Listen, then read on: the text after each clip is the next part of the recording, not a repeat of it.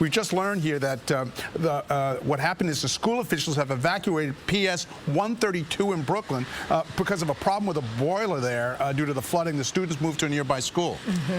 Lauren, in Park Slope, what are you seeing there?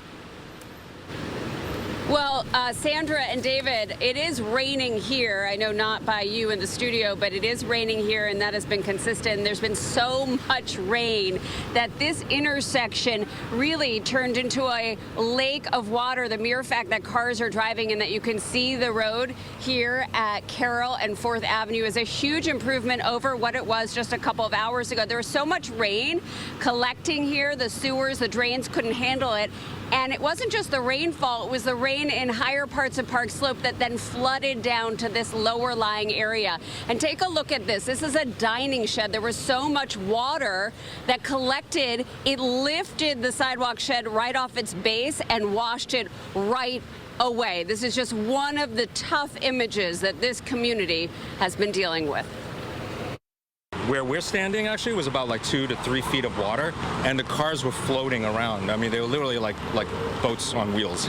That's why we see cars kind of askew throughout. Yes. And everybody was trying to navigate also. We're getting into deep spots, and then we're just kind of swerving around, and but it was insane.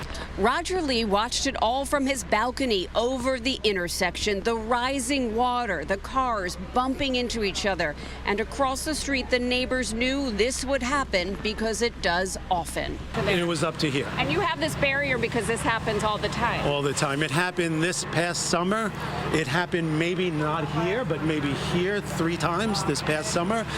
And Ida last year, it literally was to the tippy top of here. So I just want to mention to our viewers, I can smell fumes. Yes. And you understand that that is coming from this brown site, which is a toxic site that's being remediated. And what happened? What happens is the water fills up, I guess, behind the wall in their site. There was a lot of brown sludge that kind of didn't even mix with the water, and then this rainbow of oil or gas or whatever it is. And of course, now the residents have to clean up that sludge, that brown water, maybe with some chemicals in it. We're not really sure. But all of these storefronts, there's a cafe, there's a restaurant, there's a laundromat. They are all pumping out, cleaning up the water. Let me just show you this basement. It is dark down there, so you might not be able to see, but it is flooded at least several feet. And that is a story, according to residents, around the corner in all of these homes where this situation has happened time and time again. This is one of those lower lying areas. So where did all the water go?